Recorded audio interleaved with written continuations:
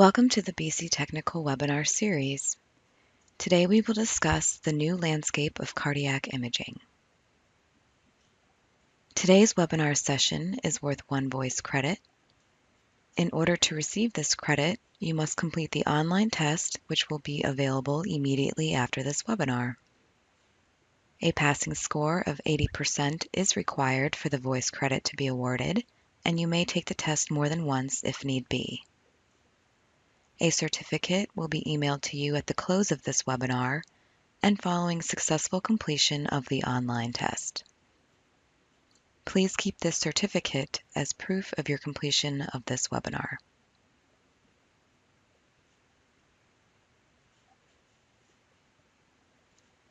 In today's webinar, we have 4 goals: to review the traditional or conventional Anger camera, to explain what is different, what is changing, and why these changes are important, compare and contrast the new technologies from the 3 leading vendors supplying new technology for cardiac imaging, and an image review to show the difference in image quality between traditional sodium iodide-based imaging and imaging done with new crystals and semiconductors.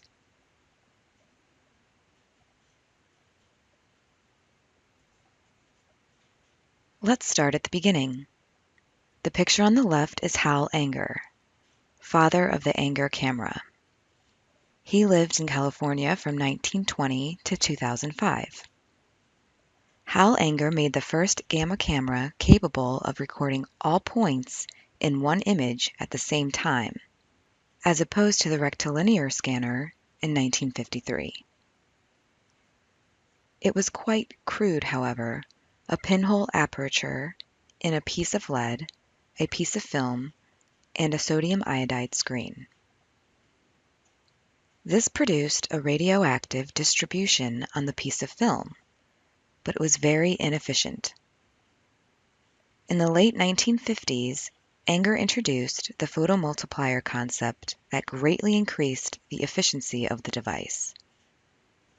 With the exception of PET, it is not until about now that the basic design of nuclear medicine imaging has changed. On the right is a picture of both Hal Anger and Ben Kaysen. Ben Kaysen is the father of the rectilinear camera. Rectilinear cameras translate a single detector element across a field of view to build up an image piece by piece.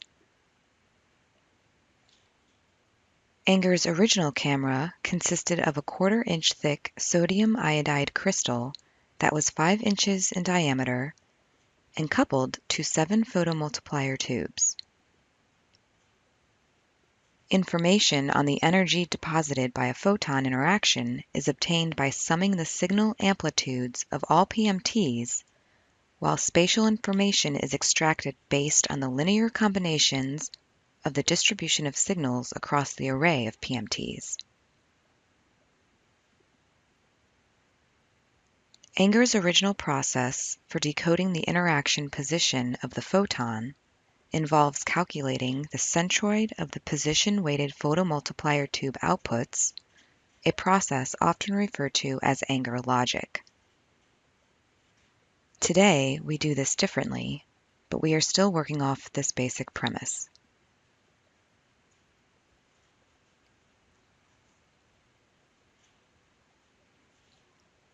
So if we think we need new and improved, let's review Hal Anger's old and inferior.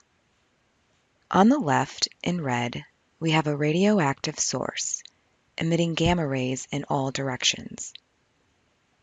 Simplified, the gamma rays hit the collimator, which is made out of lead, whose purpose is to block out rays that are not coming directly at the crystal, which is made of sodium iodide in this case, presumably reducing scatter. Next, the photons reach the photomultiplier tubes, and then the electronic position logic circuits determine the location of the event in the crystal. It is plotted, for lack of another term, on a matrix, where we see it as an image. As indicated in blue, there is a stronger pulse closer to the actual event and a weaker pulse further from the actual event, giving an output of a hotter spot in the center of the image.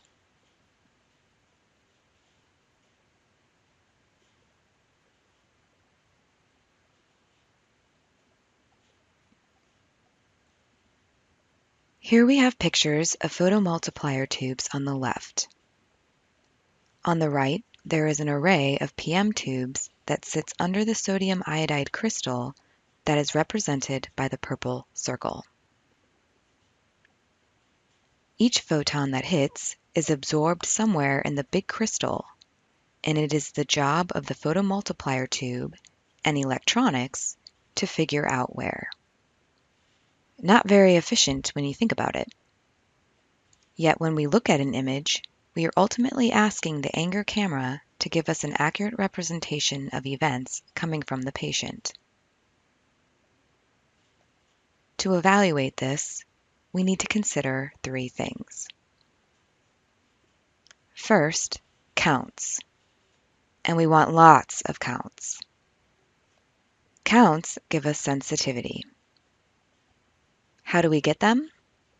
One way is to use a low-energy general-purpose collimator. Why does this work? The collimator has a shorter bore, and the shorter bore lets in more counts. Higher counts come at a price. The price for the counts is resolution. Resolution. We need an accurate rendition of where the counts came from. The rendition is resolution. How do we get this? Use a low-energy, high-resolution collimator. Why does this work? The longer bore of the collimator will let through only the more correct photons. Resolution also comes with a price. The price for resolution is sensitivity. Thirdly, we need to consider scatter. We need images that only include the correct counts. We get this through scatter rejection. How do we get this? Gamma cameras need to have good energy resolution, so that only the photons with the correct energy are used in the final image. This is measured with full width half max or full width 10th max. Can we get good counts, good resolution, and good sensitivity, knowing that resolution and sensitivity are Anger camera trade-offs? As with most things, it all just depends. By using a low-energy, general-purpose collimator, we can get counts, hence sensitivity. But we can also get counts by injecting a hefty dose. In an effort to mitigate this trade-off between resolution and sensitivity, what the industry came to do is use low-energy, high-resolution collimators for essentially everything nuclear medicine and inject large doses. Very few places have both low-energy general purpose and high-resolution collimators, let alone change between the two. In today's world, as you know, injecting large doses is frowned upon. We are all being asked to reduce dose. Are we still getting good images? Yes, we are all getting the best images we can, given our current choices. We can recover some of the rejected counts by using current resolution recovery algorithms that go by names such as Evolution, Astonish, and UltraSPECT. But that is done after the acquisition and has little to do with camera hardware and electronics.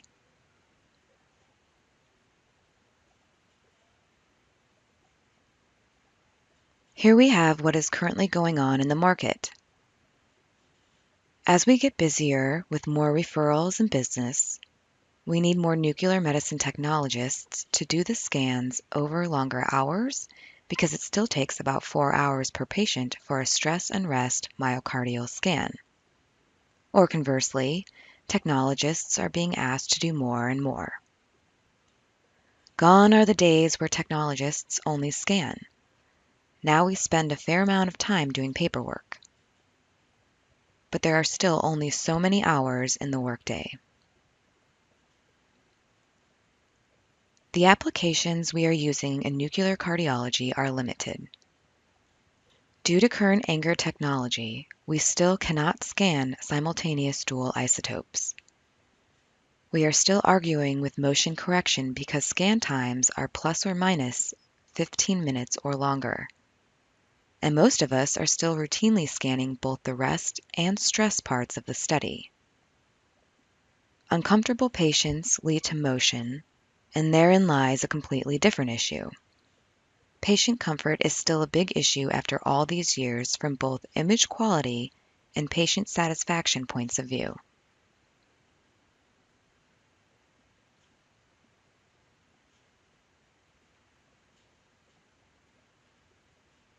Let's think back about nuclear cardiology statistics for a minute. For every patient that has a nuclear medicine myocardio perfusion stress test, there is a 20% chance it is inconclusive. When a myocardio perfusion test is positive, the next step is generally cardiac catheterization. When the test is inconclusive, patients still generally end up in the cath lab. We are sending 20% of our patients for an invasive test that they may or may not need.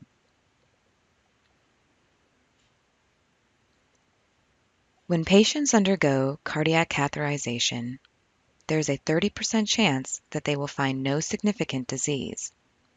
Although a good outcome for the patient, it probably would have been better if they never needed the cath in the first place. In patients with triple vessel disease, 50% of the time we are underestimating the extent of the disease. Why? Although triple vessel disease can be addressed with PET, currently it cannot be quantitatively addressed with a nuclear medicine myocardio perfusion study. Couple that with our normalization habits, and we are missing triple vessel disease half the time.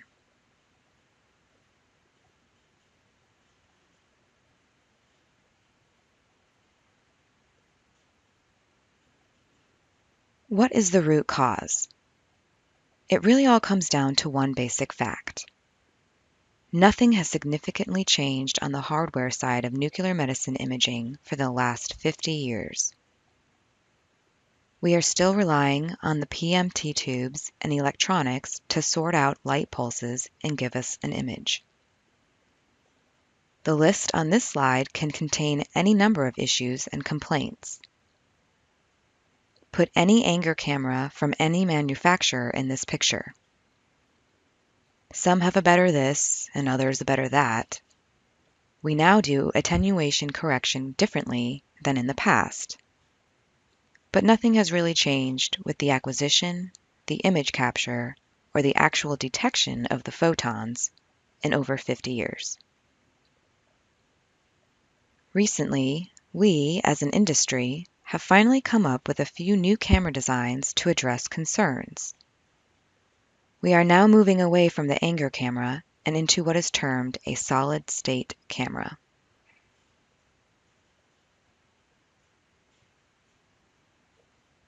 So here we go. New technology is all about solid-state detectors. But what does that mean exactly? Solid-state imaging is classified by the absence of vacuum tubes and replaces antiquated photomultiplier tubes, the PMTs, with segmented crystals and semiconductors. The camera detectors are comprised of thousands of individual detector elements, not a solid sheet of crystal and large photomultiplier tubes found in the Anger cameras. The semiconductors are much smaller and lighter than photomultiplier tubes, and as these things go, more expensive.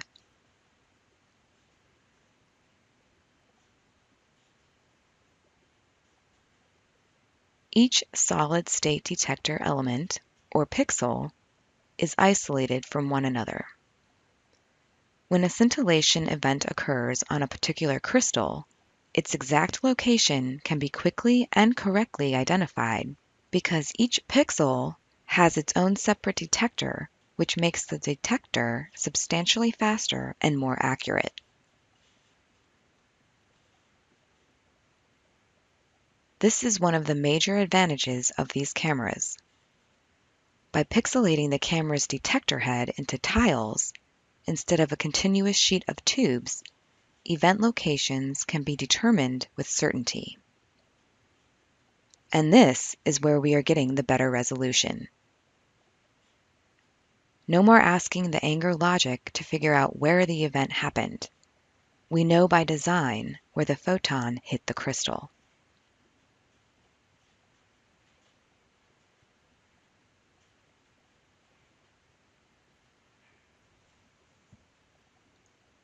Historically, a gamma ray hits the sodium iodide detector. It goes to the PMT tubes where the light amplifies and at the end of the mission gives off plus or minus 1,000 charges. With the new semiconductors, the gamma rays are giving off 30,000 charges. The 30-fold increase in signal is where we are getting all of the sensitivity. This is counter to what we know in nuclear medicine. This is why the landscape is changing. Maybe for the first time, the teeter-totter between resolution and sensitivity is leveling. The design of the system is such that there is no more trading off sensitivity for resolution.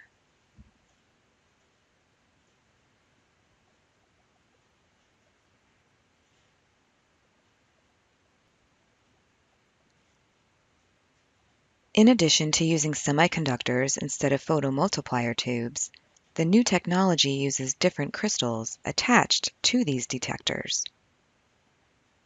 The two crystals are cesium iodide and CZT, which is cadmium zinc telluride. Digirad uses cesium iodide. Both GE and Spectrum Dynamics use CZT. The advantages are that all of these systems share a 5+-fold increase in sensitivity with a gain in spatial resolution. These systems are producing superior image quality with a scan time of 5 or less minutes. And because of the decreased scan time, there is inherently much less patient motion. Additionally, all the new camera designs have a common thread. All are designed so that the detectors are constrained to simultaneously image just the cardiac field of view, hence giving the new cardiac systems a smaller field of view as compared to the traditional gamma cameras.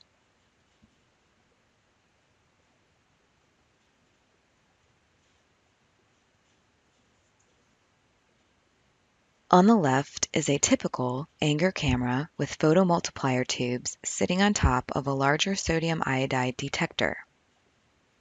The sodium iodide is light in color.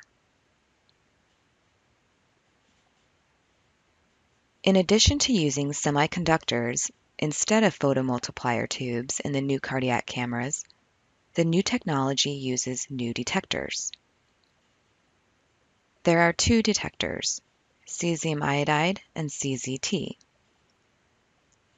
Cesium iodide has historically been used in spectroscopy. CZT is actually a dark material, and it has been around for 40 years. CZT is used also for solar panels, and Homeland Security uses it for radiation detection.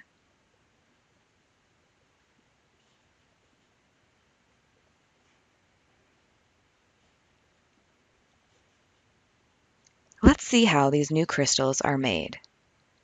As it turns out, sodium iodide, CZT, and cesium iodide are all made via the same method. The method is called the Bridgman or Bridgman-Stockbarker technique.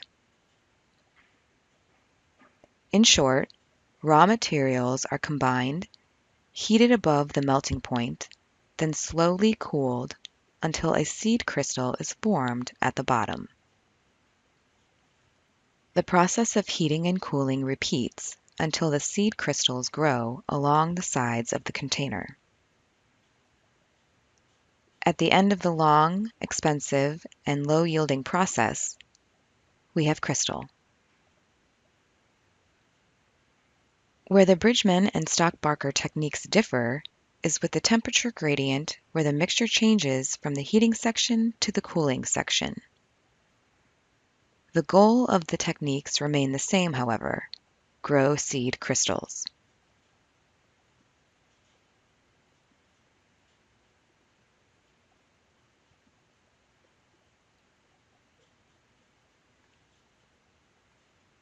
Now we will review how we get a signal from the new detectors.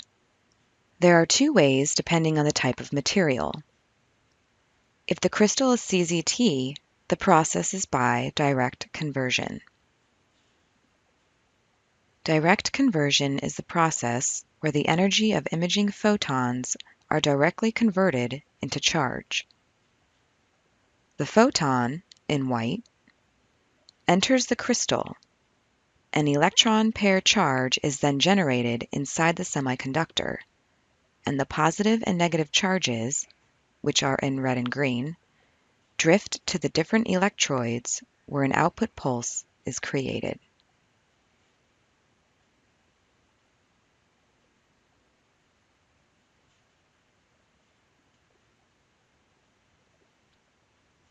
With indirect conversion, as in the case of the cesium iodide detector, the energy of imaging photon, which is in white, is first converted into optical photons inside the semiconductor, represented by the yellow lines.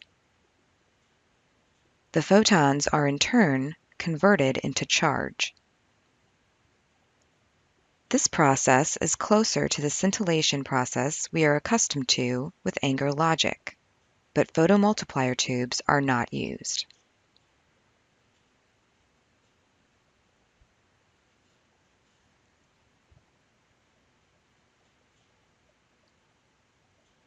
Energy resolution is critical to the success of the new technology. When the technetium 99M photo peak can be narrowed to 6% versus the 10% peak on an Anger camera, we are imaging less scatter, which in turn leads to truer counts being used in the image, and hence better resolution. Additionally, true simultaneous dual isotope imaging becomes a real possibility because the technology allows the window around the photo peak to be narrowed, eliminating quite a bit of up or down scatter from other photo peaks.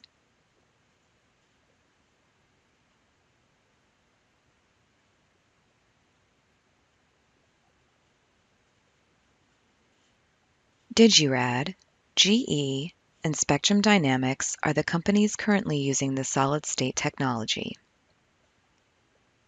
This makes them very similar because they all are using cutting-edge technology for cardiac scanning. Yet, there are very big differences in the methodology. Now we will go through and review the basics of how each system works.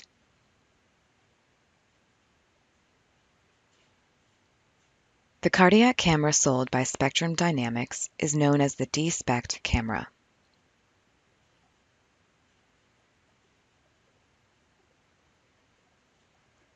Inside the head of the D-SPECT system, there are 6 or 9 detectors or columns that sweep back and forth to get all of the angles around the myocardium. Then, because there are spaces between the columns, the detectors offset inside the head a few inches, and the scan begins again. There is no perceived motion to the patient. Acquisition times for a 9-head system are 2 to 3 minutes for stress and 4 to 6 minutes for rest. For a 6-head system, the scan times are 4 to 6 minutes for stress and 8 to 10 minutes for rest. The collimator is a parallel hole and made of tungsten. Doses are based on the patient's body mass index, and the scans are based on counts, which means the camera will determine the time per scan per patient. This takes away some of the artificial normalization we have the option of, and usually apply to all of the Anger camera scans. The camera does not have a persistence scope.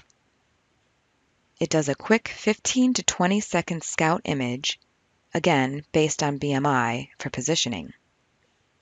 The angles of the gantry and chair are saved so that they can be applied consistently to both the stress and rest studies.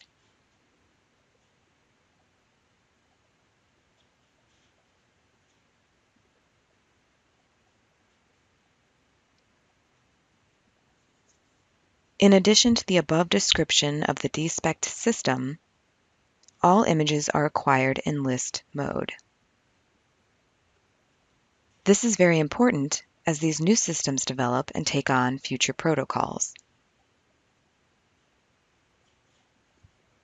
To evaluate for attenuation, 2 images are done, one a semi-upright and one supine. There is no motion correction or attenuation correction with this system.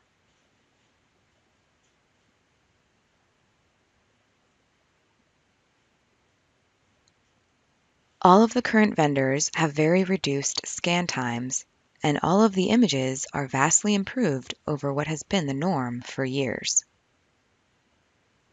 We are no longer moving from a 20-minute scan to a 10-minute scan in hopes of fitting in another scan per hour or patient per day. Camera time is no longer the bottleneck. That said, there needs to be some minimum scan time to achieve the necessary counts for a good image. The same thing pertains to gating. There has to be a certain minimum scan time that can be used in order to get enough beats to have an accurate ejection fraction.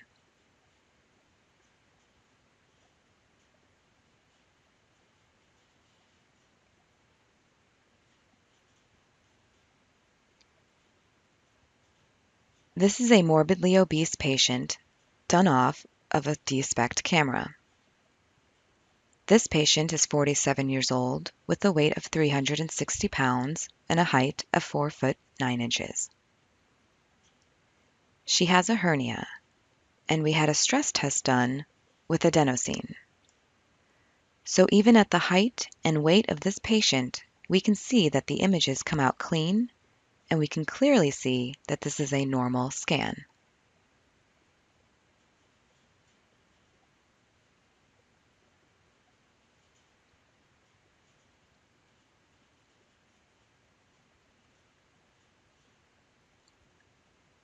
On this slide, we are comparing the D-SPECT images to that of a traditional Anger camera. In this case, it is the precedence camera from Philips Medical Systems. Clearly, we can see the images off the D-SPECT system are clearer and crisper compared to a traditional Anger camera system. And although both scans are positive, it is easier to see the difference on the inferior wall with the D-SPECT system than with the traditional Anger camera on the left.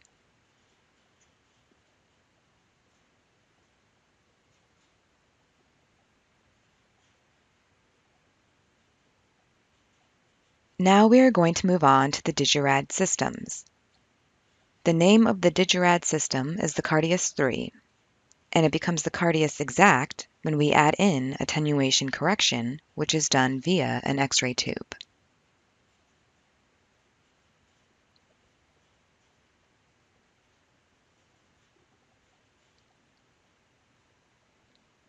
This is a picture of the Cardius X-ACT camera. In front of the seat are the 3 cesium iodide detectors. Behind it is the X-ray tube, which again is used for attenuation correction.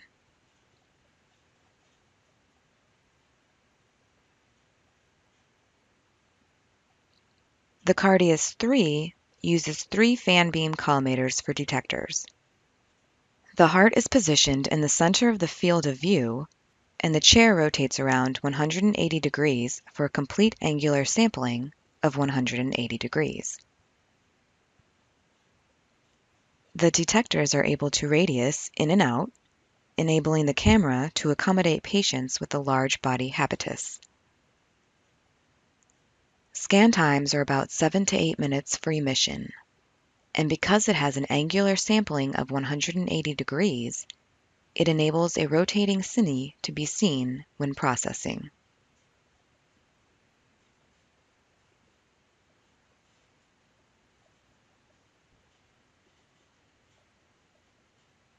As I rotate through the next few slides, you can see that the heart stays in the center of the field of view for the entire scan.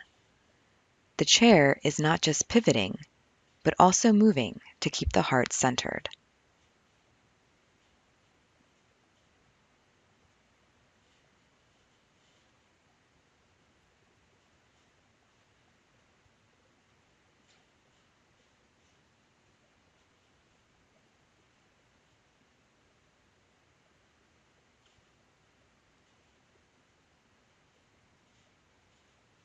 For patients with a large body habitus, the detectors radius out to give more room and to avoid truncation. The next few slides will show that the heads are there and the body rotates around if need be. The cameras and detectors are radiused out to allow more room for a larger patient to be able to be imaged inside the cameras.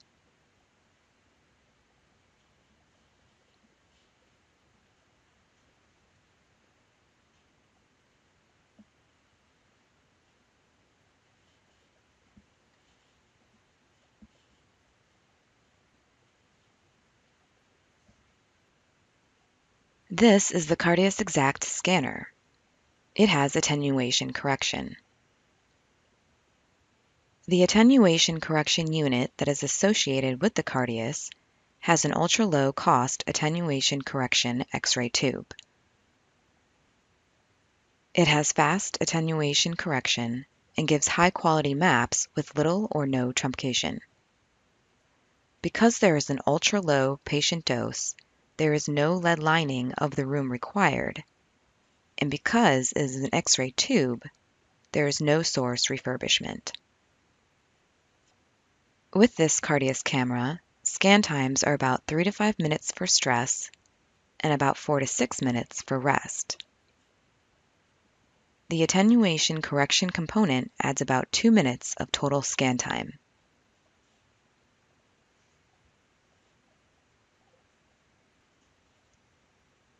This is a schematic of the Cardius X-ACT camera. Here, the patient is in emission mode, where you can see that the detectors are in a 180-degree configuration around the patient. The detectors are stationary, and the chair rotates 180 degrees.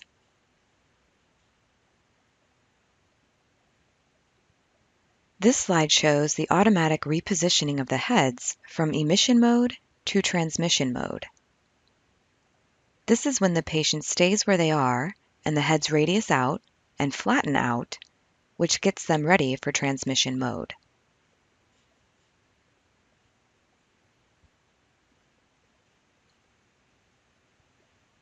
This is an example of transmission mode, where you have the fan beam collimators detecting the X-ray line source, giving the patient dose only about 5 microsieverts. So there is no lead lining required for the room.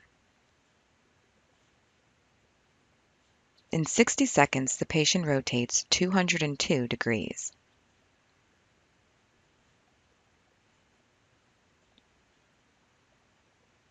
The Cardius X-ACT images being shown here are emission and transmission. You can see here that the emission and transmission images line up very nicely between the myocardial perfusion image and the X-ray image, which is again used for attenuation correction.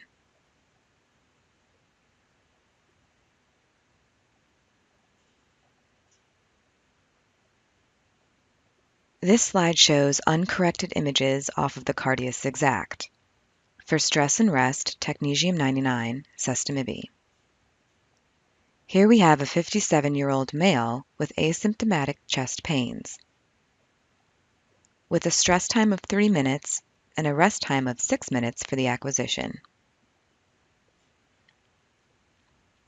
If you just look at the uncorrected images, we can see that they are maybe normal.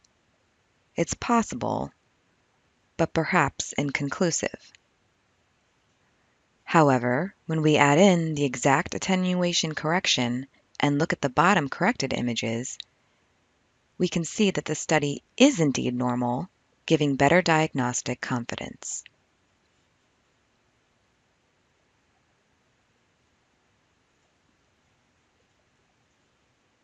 Here we have images of the same patient done with and without attenuation correction. Apparently, there is an inferior defect, as we can see on both, as demonstrated by both the images and the defect and normalized mass. On the left, we have a regular image with no attenuation correction. On the right, we have an attenuation-corrected image. Clearly, the images on the right are clearer, crisper, and easier to interpret.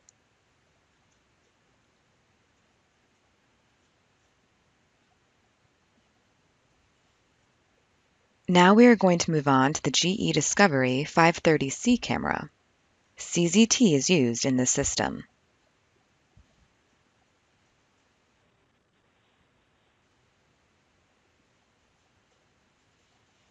The GE 530C uses a CZT crystal with direct conversion as a way of detecting photons. Nothing in the gantry moves. At the top is an example of the difference in size between a photomultiplier tube and the semiconductor used in the system. There is an automatic positioning tool eliminating the need for a pre-scan to find myocardium. The camera will automatically find the heart-shaped object in the field of view and will produce a transaxial slice via a P-scope type image. In this system, there are 4 CZT modules in each detector, and there are 19 detectors in the system. This system runs in 3D mode for both acquisition and reconstruction.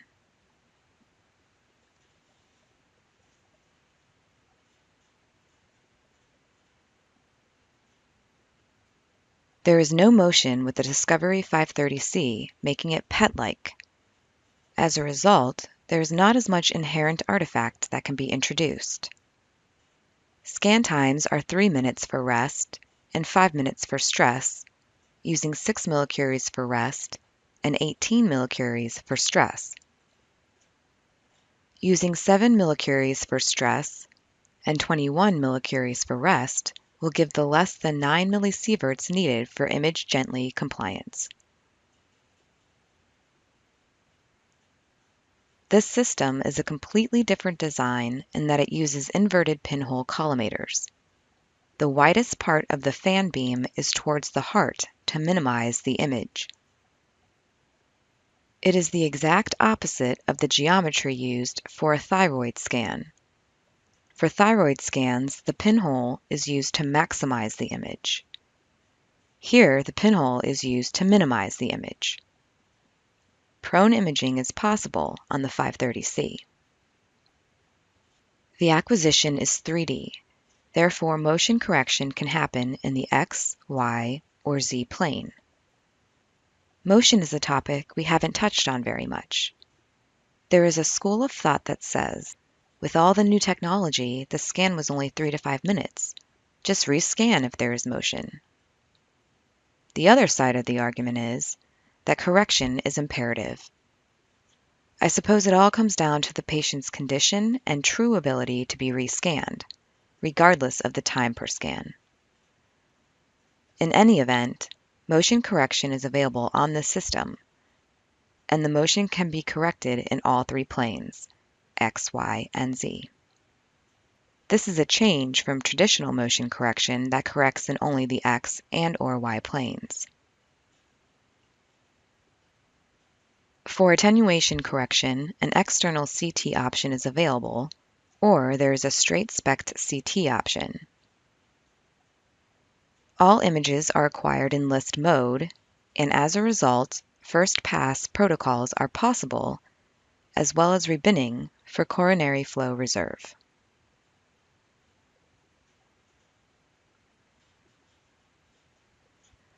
On this slide, we see images off of a traditional SPECT camera on the left and a CZT camera on the right, which is the GE Discovery 530C. What is interesting about this slide is not only the clarity of the images on the right compared to the images on the left, but really the better signal-to-noise ratio that we see in the images coming off of really any of the new cameras. If you take a close look at the short axis images, you will see that there is a hole in the center, a dark hole, and there should be one. Because if you think about it, this is a myocardial perfusion scan, so the myocardial is labeled and the blood is not. So on the left, there is a blue spot in the center of the short axis slices, and really, that's scatter. It can't be anything else. It's not blood, it's scatter. On the right, we have a very clear picture of the myocardial and nothing. There is no scatter from the walls into the center of the heart.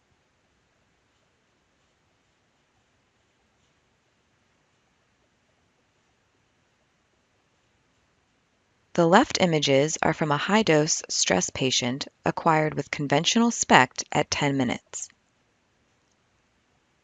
The right images are from the same patient and show nice image quality at 2 minutes actual acquisition time. Notice the black hole in the center of the short axis slice.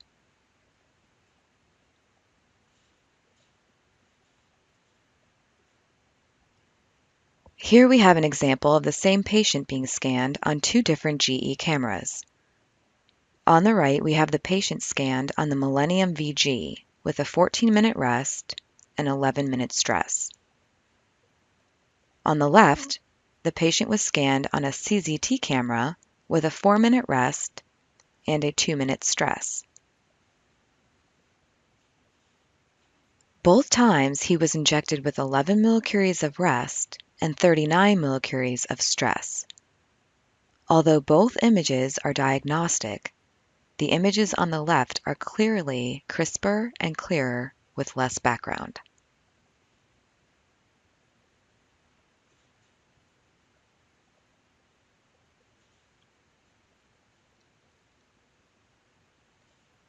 Again, here is an example of the 530C images as compared to sodium iodide images. The top row shows a stress image off of a cesium iodide camera done in 3 minutes. The second row is a sodium iodide image done in 12 minutes, followed by a rest study done in 5 minutes, and a sodium iodide done in 15 minutes. So the total scan time for the images off of the CZT camera is 8 minutes, 3 for stress, 5 for rest. The total scan time of the images done off of the sodium iodide camera was 27 minutes, 12 for the stress, and 15 for the rest. Although the image was done in 1/3 of the total time, the images are still clearer when they come off of the new technology, the CZT in this case.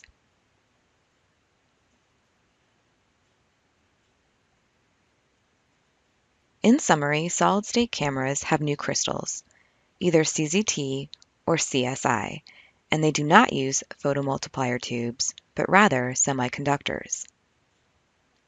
The narrowed energy peak leads to better energy resolution, and it will give us the opportunity to truly scan dual isotope imaging. The new technologies are truly reducing the trade-off between resolution and sensitivity. That playing field has been leveled with the new technology. And lastly, Vendors are producing very high-quality images and in much less time than with the conventional sodium iodide systems.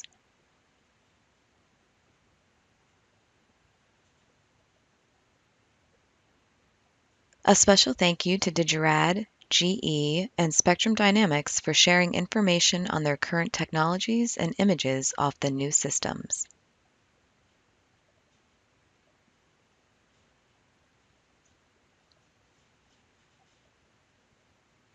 Thank you for joining us today, and we hope you enjoyed our webinar on the new landscape of cardiac imaging.